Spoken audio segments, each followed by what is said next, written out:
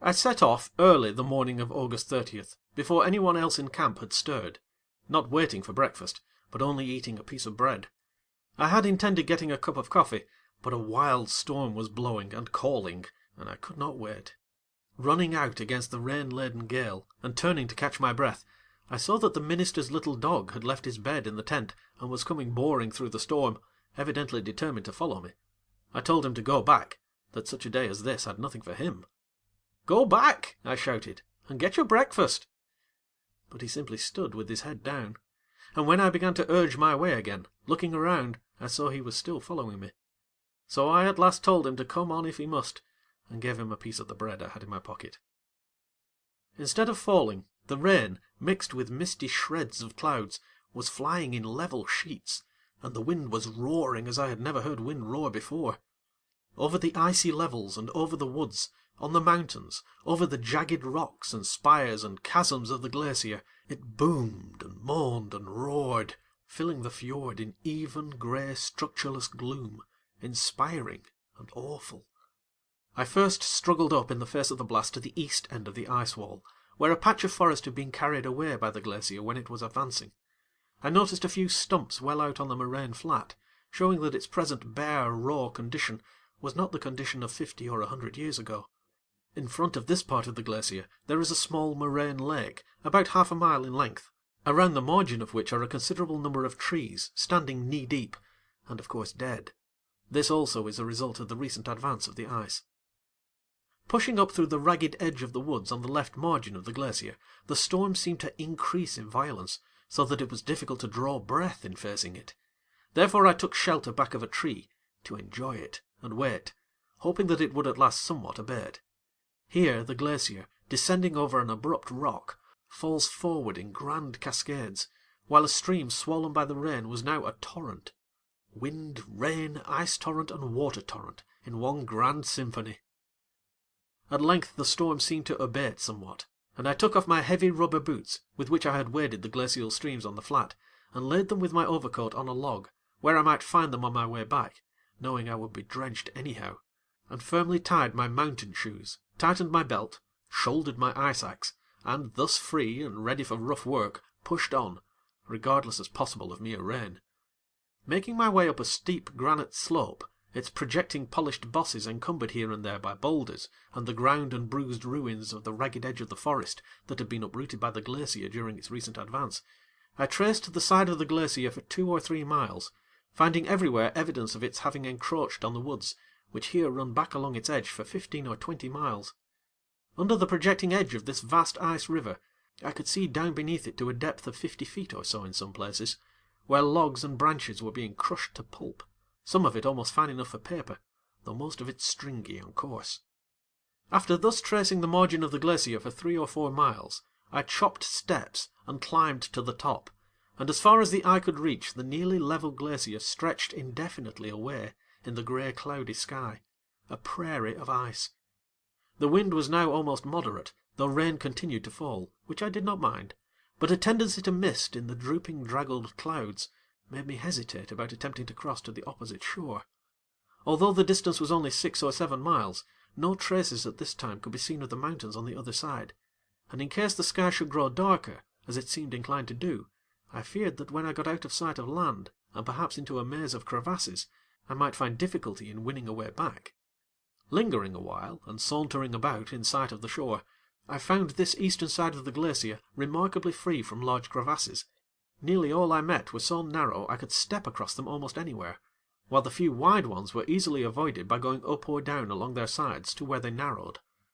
The dismal cloud ceiling showed rifts here and there, and, thus encouraged, I struck out for the west shore, aiming to strike it 5 or 6 miles above the front wall, cautiously taking compass bearings at short intervals to enable me to find my way back should the weather darken again, with mist, or rain, or snow.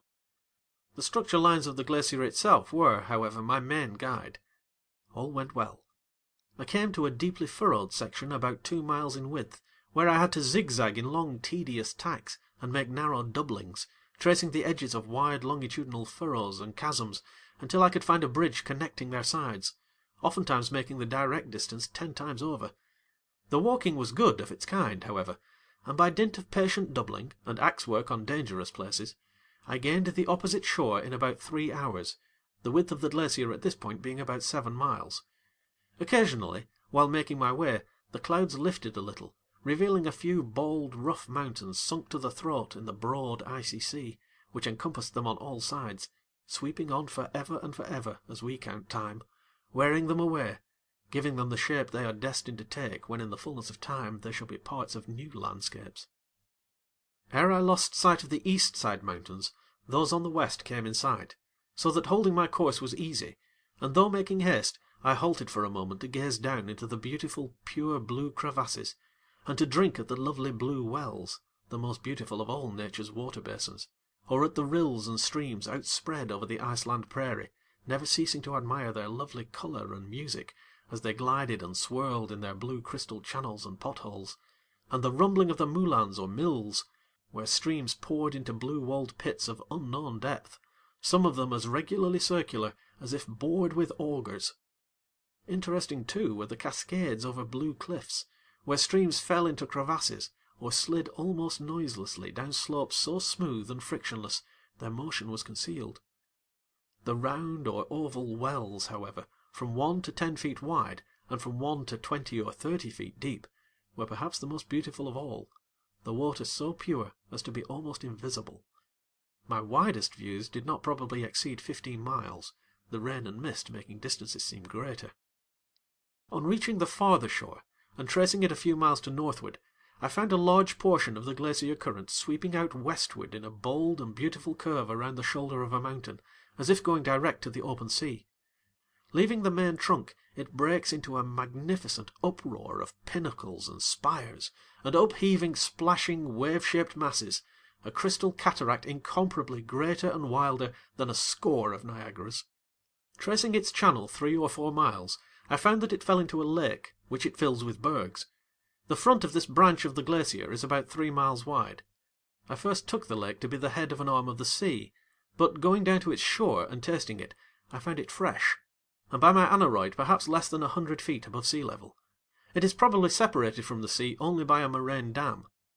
I had not time to go around its shores, as it was now near 5 o'clock, and I was about 15 miles from camp, and I had to make haste to recross the glacier before dark, which would come on about 8 o'clock. I therefore made haste up to the main glacier, and, shaping my course by compass and the structure lines of the ice, set off from the land out onto the grand crystal prairie again. All was so silent and so concentrated, owing to the low dragging mist, the beauty close about me was all the more keenly felt, though tinged with a dim sense of danger, as if coming events were casting shadows. I was soon out of sight of land, and the evening dusk that on cloudy days precedes the real night gloom came stealing on, and only ice was in sight, and the only sounds, save the low rumbling of the mills and the rattling of falling stones at long intervals, were the low, terrible, earnest moanings of the wind or distant waterfalls coming through the thickening gloom. After 2 hours of hard work, I came to a maze of crevasses of appalling depth and width, which could not be passed apparently either up or down. I traced them with firm nerve developed by the danger, making wide jumps, poising cautiously on dizzy edges after cutting footholds, taking wide crevasses at a grand leap, at once frightful and inspiring. Many a mile was thus travelled, mostly up and down the glacier, making but little real headway, running much of the time, as the danger of having to pass the night on the ice became more and more imminent. This I could do, though with the weather and my rain-soaked condition it would be trying at best. In treading the mazes of this crevassed section, I had frequently to cross bridges that were only knife edges for 20 or 30 feet, cutting off the sharp tops and leaving them flat, so that little Stickeen could follow me. These I had to straddle, cutting off the top as I progressed, and hitching gradually ahead like a boy riding a rail fence. All this time the little dog followed me bravely, never hesitating on the brink of any crevasse that I had jumped. But now that it was becoming dark, and the crevasses became more troublesome, he followed close at my heels, instead of scampering far and wide where the ice was at all smooth, as he had in the forenoon. No land was now in sight. The mist fell lower and darker, and snow began to fly. I could not see far enough up and down the glacier to judge how best to work out of the bewildering labyrinth, and how hard I tried while there was yet hope of reaching camp that night, a hope which was fast growing dim, like the sky. After dark, on such ground, to keep from freezing, I could only jump up and down until morning on a piece of flat ice between the crevasses, dance to the boding music of the winds and waters, and as I was already tired and hungry, I would be in bad condition for such ice work. Many times I was put to my mettle, but with a firm braced nerve, all the more unflinching as the dangers thickened, I worked out of that terrible ice web, and with blood fairly up, Stickeen and I ran over common danger without fatigue. Our very hardest trial was in getting across the very last of the sliver bridges. After examining the first of the two widest crevasses, I followed its edge half a mile or so up and down, and discovered that its narrowest spot was about 8 feet wide, which was the limit of what I was able to jump. Moreover, the side I was on, that is the west side, was about a foot higher than the other, and I feared that in case I should be stopped by a still wider impassable crevasse ahead, that I would hardly be able to take back that jump from its lower side. The ice beyond, however, as far as I could see it, looked temptingly smooth.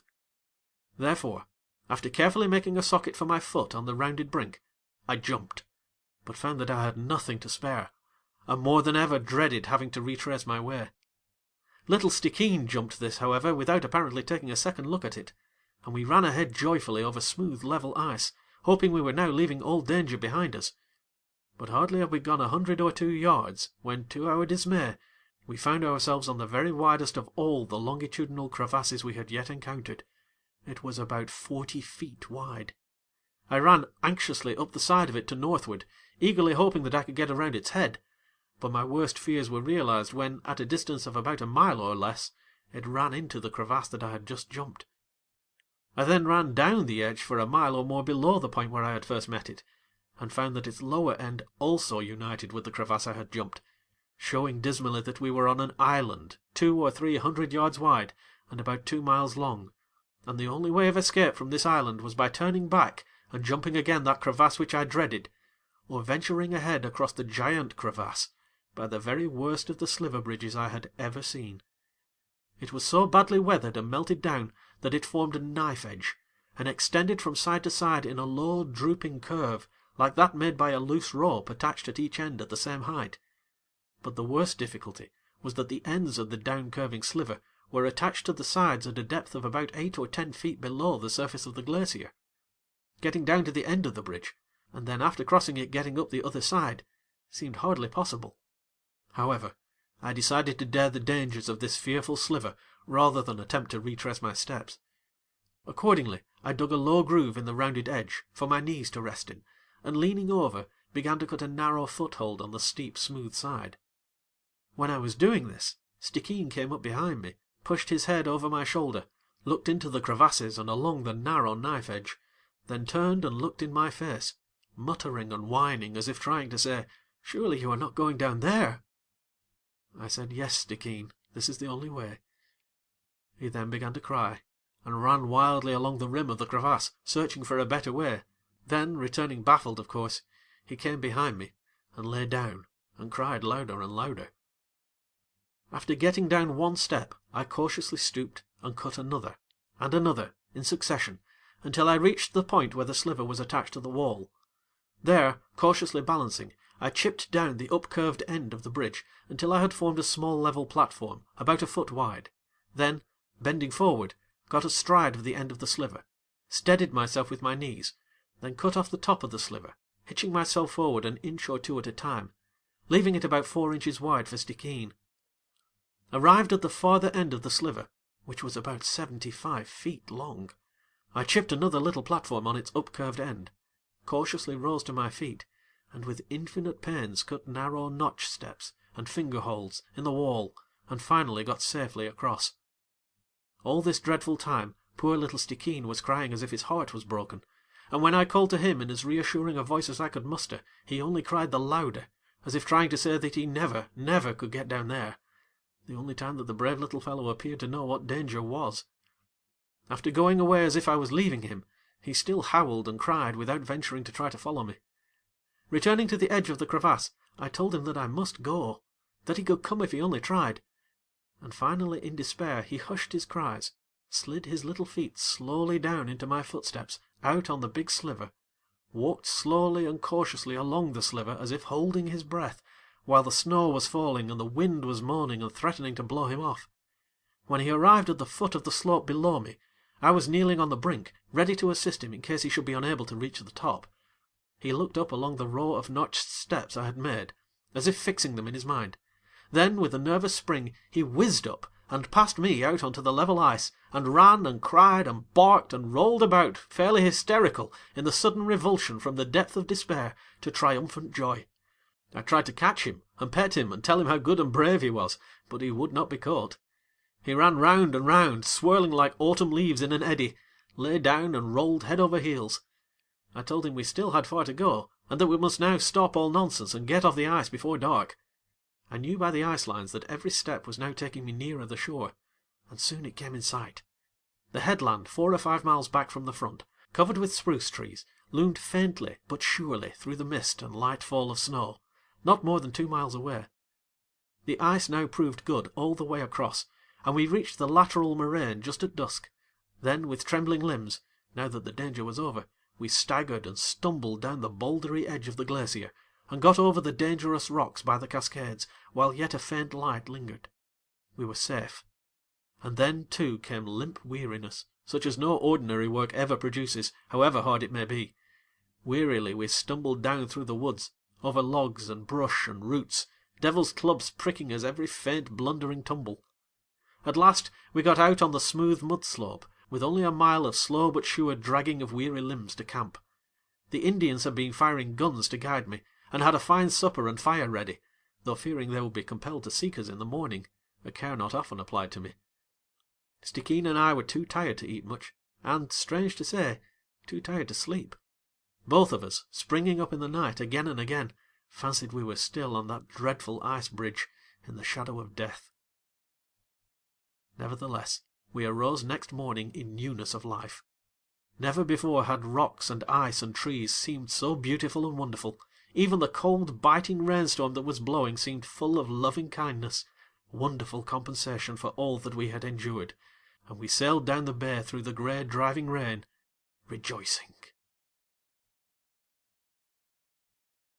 End of From Travels in Alaska by John Muir. Read by Jason Mills.